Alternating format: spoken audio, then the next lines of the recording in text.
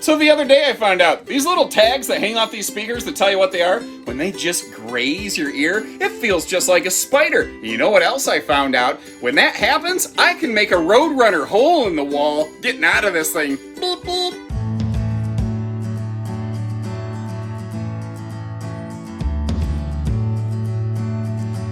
Welcome everybody to Haylett RV. My name is Josh the RV Nerd, and coming in just under 5,900 pounds, the Grey Wolf 26 DBH. This is a floor plan that everybody and their brother builds. So why would you choose this one? Why Grey Wolf? Why Haylett RV? I think showing you all the extra information that we give you here and giving you kind of I'm going to show you the highs and the lows. Like I'll go ahead and volunteer the fact this is a Camp Queen bed that I know some people aren't going to like. Being straightforward with you like that, I think that's one of the good examples of why to choose Haylett RV. But why this one? Why not, like, everybody and their brother builds a bunkhouse like this? Why the Cherokee?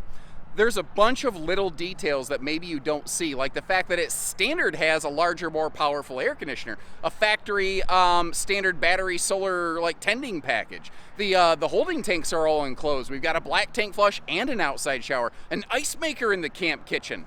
There's like the travel safety features, like the extra taillight on the back of this thing, a factory standard Bluetooth camera. So, you know, you can see what you're doing before you hear a crash when you're backing into your campsite.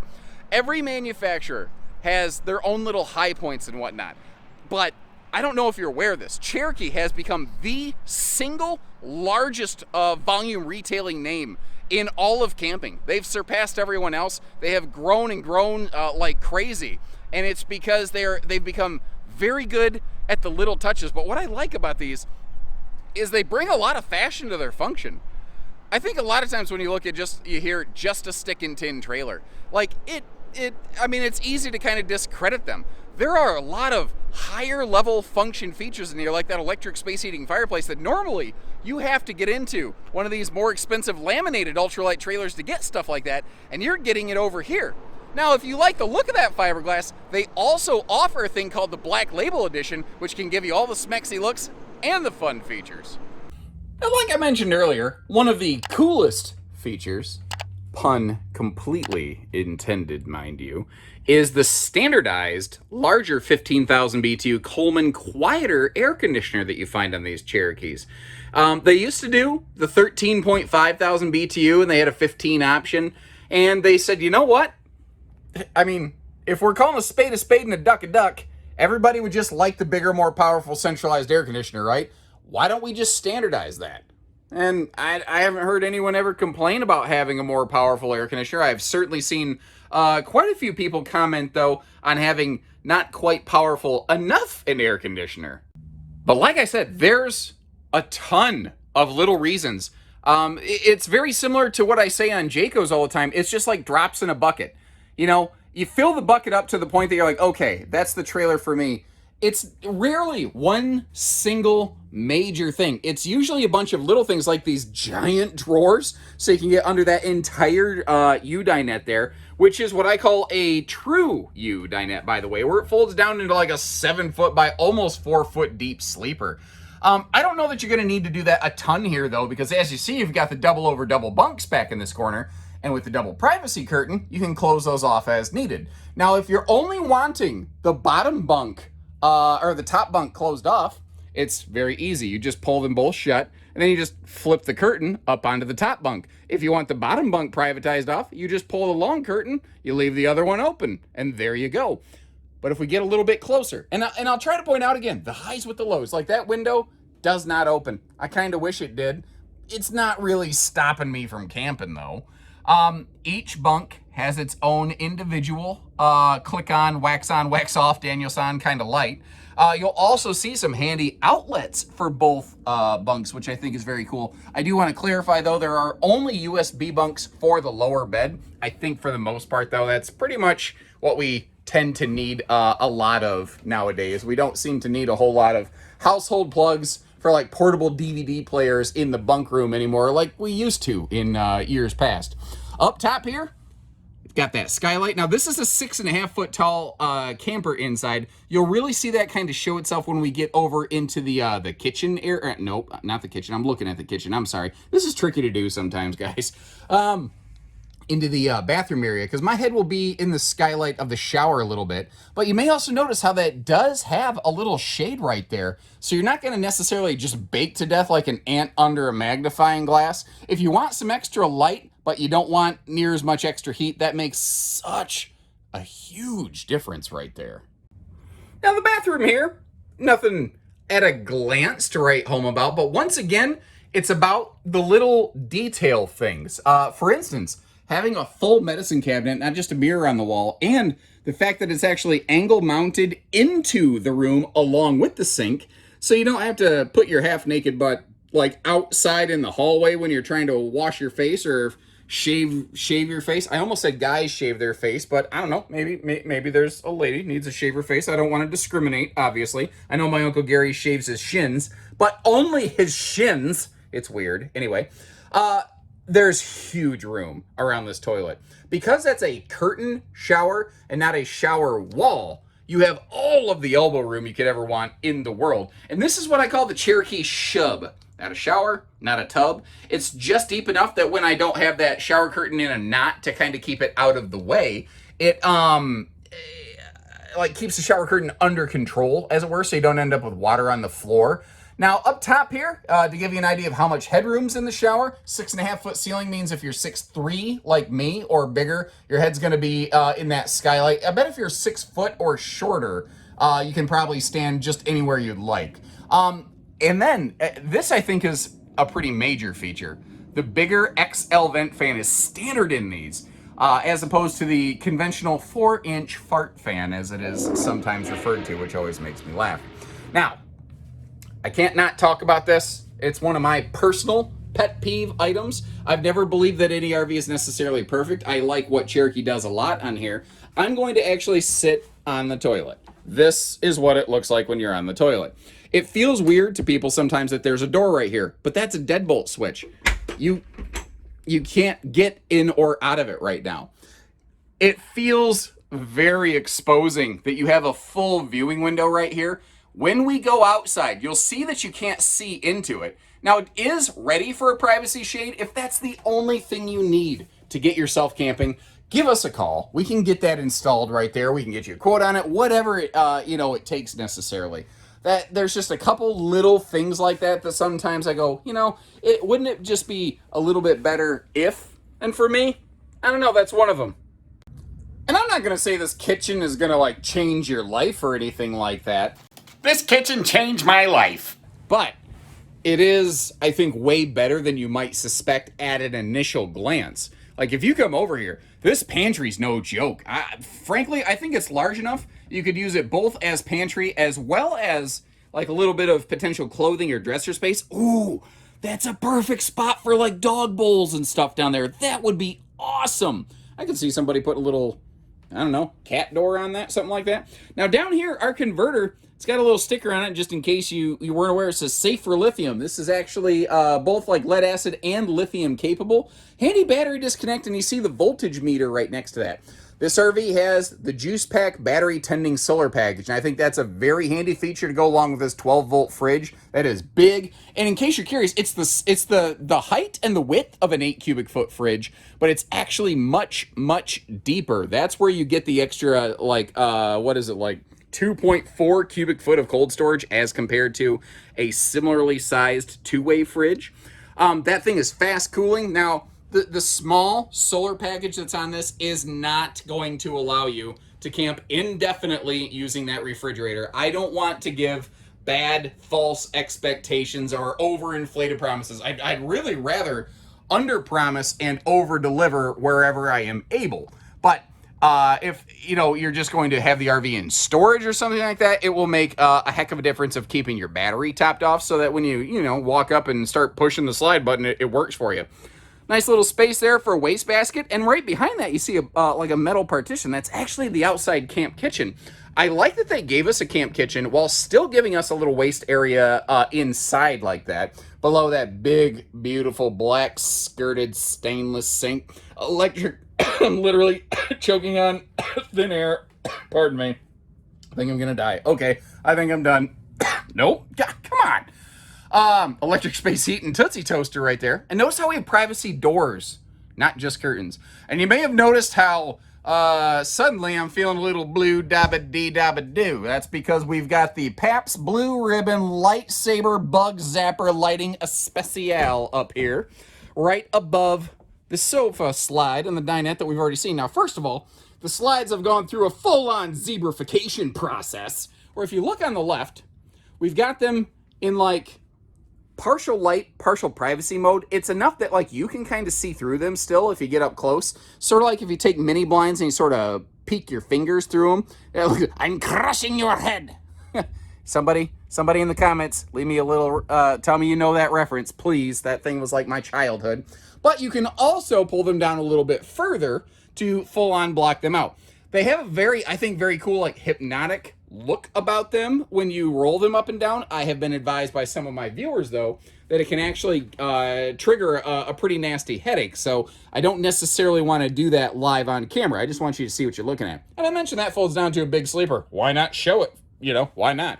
The sofa obviously folds into a smaller bed. I don't think you're going to use that one as much. Quick note on the entertainment center. First of all, handy little clutter cut and shoe garage down below to keep the keep the Crocs and the flip-flops under control.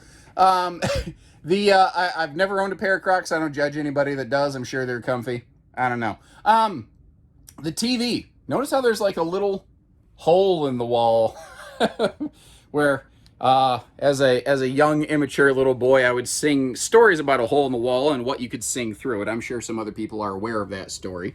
But the idea here is that if you want to, on the back side of this, you could mount yourself a television. Now, that being said, when these sliding doors close, you see how it comes right up to that?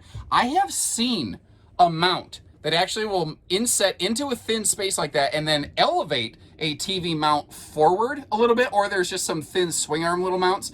You're just going to want to be really cognizant of what you're putting there if you even care about adding a TV to this thing. A lot of people don't. Funny feature on the Standard Series non-black labels, that window opens for airflow. In a black label, it actually does not, which I think is, it's very, if I'm going to use my college degree, it's counterintuitive indeed, yes. But it seems a little bit backwards, but hey, you know, apparently they don't make that window opens for airflow in the frameless variety. I'm not sure. Both sides of the bed have household and USB plugs, by the way. And something I did mention earlier, that is a Camp Queen. This is not at all true queen capable. That right there could be an instant deal breaker. And if it is, first of all, give us a call. We have other campers that could work for you. Secondly, at least leave me a comment or hit the like button that says, hey, thanks for saving me a lot of time, guy. And the travel access on this thing is a potential game changer for a lot of families, depending on how you camp, how you travel. Because you can snake around in this thing here, you never have to step into the slide out. You can access essentially every single thing in this RV without ever touching the slide button. Now, okay, if we're going to be fair, you lose the ladder to get to the upper bunk, but I think that's a very small price to pay for having some really sweet travel access. And one other thing to consider here when we're talking about travel accessibility. Well, you might look at this and notice it has two very different types of entry steps, and you might look at that and go, but why would they do that? Oh, wait a minute. Hold on. Achievement unlocked. New voice discovered. When you're smiling. Okay, all right. I will have to work on that at another time. What I was getting at, though, is it looks mismatched. It looks weird. Sometimes we go, oh, they're just trying to be cheap and save money. There's a very good reason for this and a very good benefit. See those big triple steps? Sometimes you'll be at a campsite, not a campsite, but like a storage facility. You can't put those things down. The trailer's too close to whatever's next to it. But these steps can always come down. So if you have to pull into like a rest stop overnight, but the parking spaces are a little bit too tight, you can always get in this back door. And as we've seen, you can always navigate through the whole RV. So no matter where you're parked, you can always access the camper. Sometimes always going whole hog on the big steps doesn't always work out to your favor. So I actually feel a lot of qualities about stick and tin trailers that are really great, that they don't always get the credit they're due, I feel. Like, I've got this big, beautiful Eagle sitting right next to this thing, and a lot of times people say, yeah, well, isn't that construction better? No, it's not better, it's just different. For instance, let's say, God forbid, you have some kind of leak or damage. Let's say it's not even leak related. Let's say Mother Nature throws a tree limb and it bashes into the sidewall of the RV and breaks some stuff up. On a laminated trailer, short of just patching that one little spot, which you're always going to know there was an impact there, there's not much else you can do other than replace literally an entire sidewall. On a stick and tin trailer, God forbid you had to, you could rebuild the entire wall in smaller sections if needed and rebuild this completely back to factory spec. Not to mention the fact that you've got effectively a full body paint package going on here, like you'd pay like huge money for on a fiberglass fifth wheel or something like that. Those paint packages, I've seen them over $10,000 now. They're getting insane. And you've got paint on the outside of this thing all over, which is going to be more weather resistant. It will also, not tend to fade or chalk near as much. Now, obviously, yes, this is dusty as all get out. The good news is it won't be when you take the RV home, because we clean stuff at no additional charge to you, which I know sounds like a stupid thing to talk about, but seriously, not everybody does. In fact, a lot of people don't. They have a additional cost prep package. We don't charge you for that kind of stuff. You got the little pull-out cooktop here. Got Dad's medicine cabinet so that, if you're making it drink o'clock over here, you've got the built-in little ice maker there. And this actually, in a sense, has 2 outside showers, which is pretty much what you're looking at there, sort of fulfilling a bit of a sink function, but that can help keep, you can use that to feed the ice maker. And as long as you've got electricity and you've got water, folks, you got ice. I mean, that thing works like crazy. TV hookups to the left of that as well, as we approach over here to the direct entry bathroom, which, when I leave it gaping wide open like this, obviously feels a little exposed. But remember, it does have a deadbolt that we talked about before, I think. I can't remember. I do a lot of videos. You can reach this right from the toilet, so you can make sure you're not going to have an unexpected neighbor. Although, as I have discussed in the past, if you have it deadbolted and your neighbor is still able to open the door, then your neighbor is probably a bear and you will no longer be constipated. Trust me. Now, like I talked about, when you're sitting on the toilet, yeah, you're looking right outside. But when the door's closed, not so much. I will also say, to be fair, if it's nighttime and there's lights on inside, you can see through that window a little bit better. So, again, I would cover the window in that bathroom myself.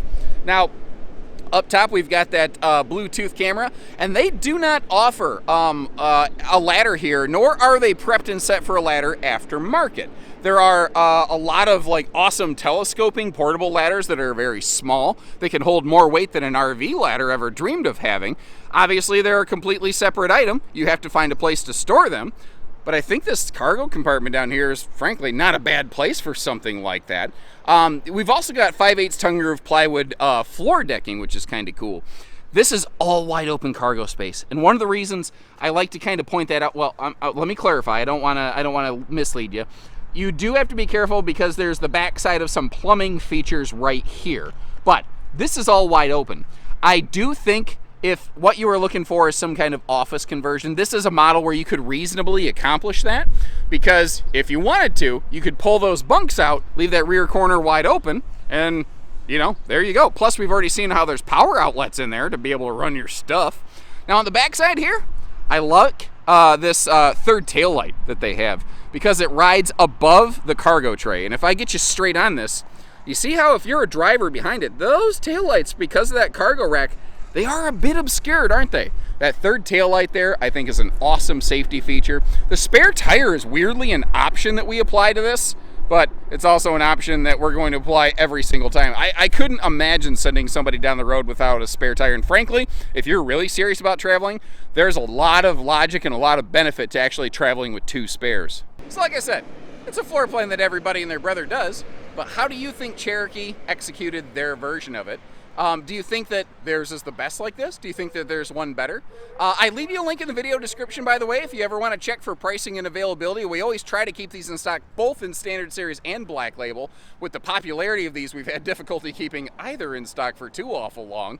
But if you're ever curious what we have or what we have coming or anything like that, you can call our team. At the very least, you'll always be able to check the last known MSRP via the link in the video description, whether you're curious or whether you're serious. You never have to pick up the phone, never have to call anybody or anything like that. We don't need your blood type and your grandmother's maiden name and the 4 magic digits off the back of your credit card or anything like that. So when you're ready, we're ready. And until then, hit that like button, subscribe if you haven't, and leave me some comments. Let me know what you like about her and what you change given the opportunity. Take care, stay safe, have fun, and happy Halo camping, everyone.